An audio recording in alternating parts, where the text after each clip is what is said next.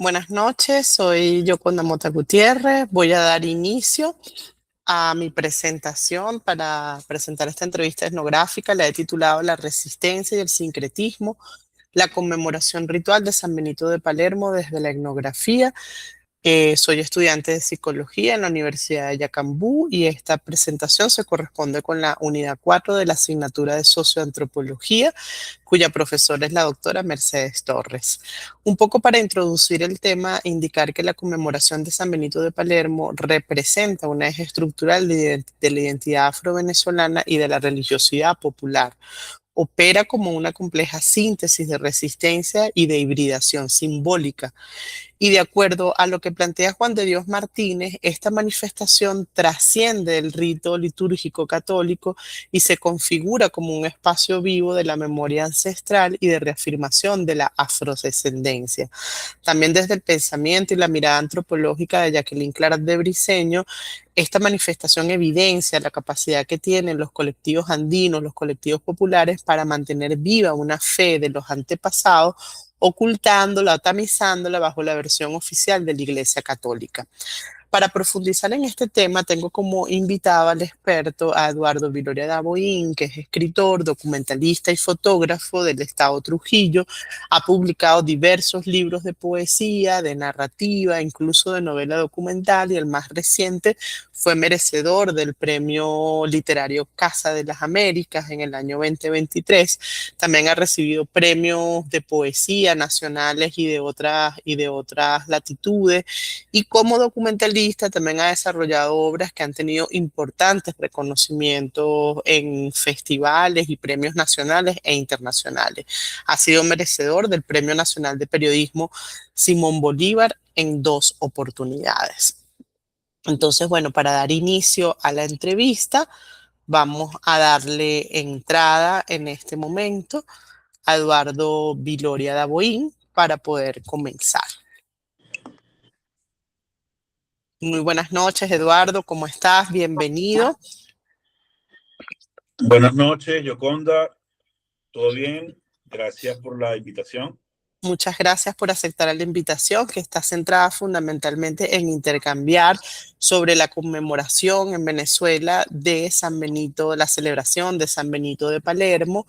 Y me gustaría, como primera pregunta, consultarte en qué contexto se desarrolla esta conmemoración, en qué lugares, con qué características, ¿verdad? ¿Qué la hace notoriamente específica? Adelante. Mira, San Benito es una fiesta que se da fundamentalmente en el occidente del país, en los estados andinos y en el Zulia, en el sur del lago y en la zona del páramo merideño en torno al Pico del Águila, y está fundamentalmente asociada al fin del año y a la Navidad, ¿no? No necesariamente vinculada con la Navidad que conocemos del Niño Jesús, de la Virgen María, San José, sino a la época del fin del año. Entonces, bueno, en Venezuela se da principalmente a lo largo de todo el mes de diciembre y los primeros días de enero. Por ejemplo, en Bobures se da el 1 de enero, en la Mesa de Nujá, que es el 6 de enero, eh, en Mucuchíes es el 28 de diciembre, es decir, todos esos días en algún pueblo andino, en el páramo o en algún pueblo en el sur del lago, Gibraltar, Bobure, La Ceiba, Palmarito, vamos a encontrarnos una celebración a San Benito, que son grandes fiestas populares, grandes fiestas en las que participa pueblos enteros y visitantes, ¿no? Porque también hay mucha gente que va a estos pueblos a formar parte también de la celebración. Gracias, Eduardo. ¿Y podrías comentarme un poco más cómo se expresa la conceptualización del sincretismo cultural en esta conmemoración?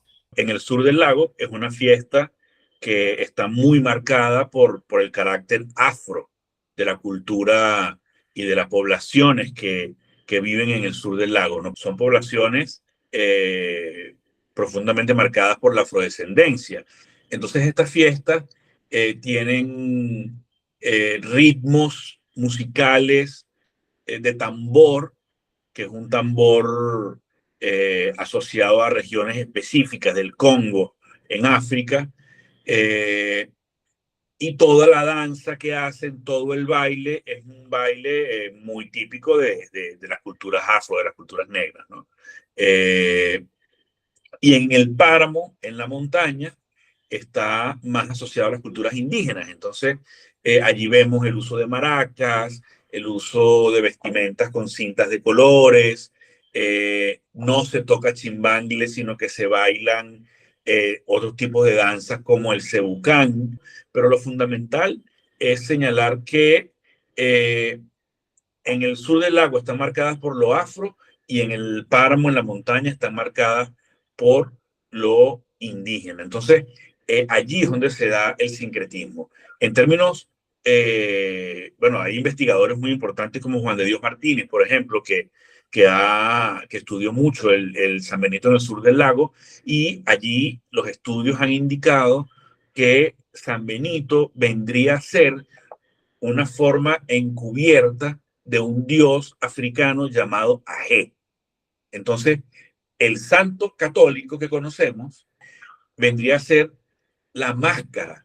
Un dios antiguo, un dios ancestral, sigue presente con el nuevo ropaje de la religión católica que fue impuesta con violencia por los colonizadores. Y en el caso andino, también hay estudios antropológicos muy serios, como los que hizo Jacqueline Clarac, que determina que la festividad de San Benito encubre a un dios cuica, a un dios indígena, que era el Ches, que era como una suerte de dios padre, como el principal creador de la vida. Entonces, ocurre lo mismo que ocurre con Aje en el sur del lago, solo que en este caso es indígena. Entonces, toda esa ritualidad que tiene que ver con las semillas, que tiene que ver con la maraca, que tiene que ver con el tipo de danza y con la época del año en la que se dan esas fiestas, son también manifestaciones de ese sincretismo, porque tanto las culturas africanas como las culturas indígenas andinas originarias en Venezuela tenían ritualidades asociadas al ciclo del sol. Y el ciclo del sol se cierra con el año. Y generalmente en todas las culturas eso ocurre en torno a enero y diciembre, que da la vuelta el sol completo. Entonces, ese es otro elemento que vendría a estar presente en términos de sincretismo, además de algunas expresiones y algunas palabras que están en las canciones, que están en los cantos y en los propios ritmos musicales y en las danzas que interpretan. Bueno, muchas gracias. Para finalizar, Eduardo, me gustaría si puedes comentarme si percibes que con todo este fenómeno de la globalización, de la modernización, podría pensarse que esta es una conmemoración cultural que esté en riesgo. Mira, yo diría que no, a menos que lo viéramos desde un punto de vista purista, en términos antropológicos o en términos etnográficos, porque eh, las culturas no son estáticas, las culturas se transforman, las culturas se modifican, incorporan cosas nuevas. Entonces, el hecho de que por contacto cultural, por globalización y por toda esta cercanía que, por ejemplo, puede generar la tecnología, etcétera, puedan aparecer matices nuevos, haber algunos cambios, no significa que la fiesta se esté alterando o que se estén debilitando.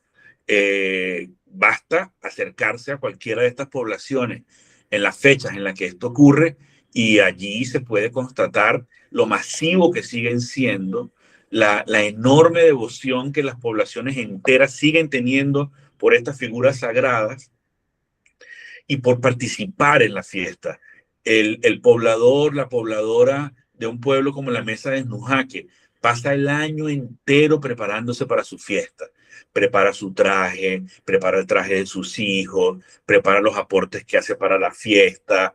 Es muy importante en la vida espiritual de la gente que vive en estas comunidades formar parte de esa fiesta, participar y prepararse para eso. Y eso ocurre de manera masiva en todas estas poblaciones. De modo que eh, eh, yo creo que incluso como reacción de las poblaciones ante tanto bombardeo de imágenes, ante tanto bombardeo de culturas que vienen de afuera, la gente tiende incluso como a refugiarse en lo seguro, a refugiarse en lo propio, a refugiarse en lo que conoce y a valorar mucho más también lo propio. Entonces yo no percibo que estas fiestas se debiliten, creo al contrario que se fortalecen.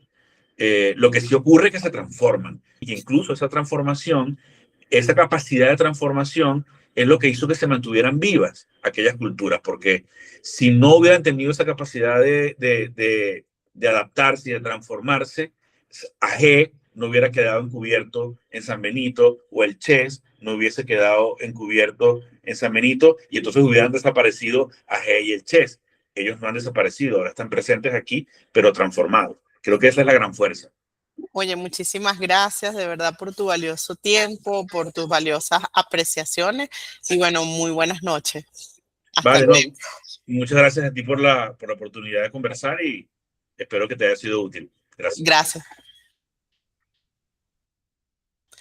Ahora voy a dar continuidad al cierre de la presentación. Después de haber escuchado a Eduardo Viloria de Aboín y de tener los referentes como autores con los que hemos trabajado, podría dar fundamentalmente dos conclusiones, ¿no? Que a partir de esta aproximación etnográfica se puede concluir que este culto a San Benito actúa como un organismo cultural que es dinámico y en el que conviven diversas matrices socioafricanas, todo este sincretismo andino costeño y que en buena medida se manifiesta como formas de resistencia histórica a las presiones de asimilación cultural y los procesos de modernización acelerada.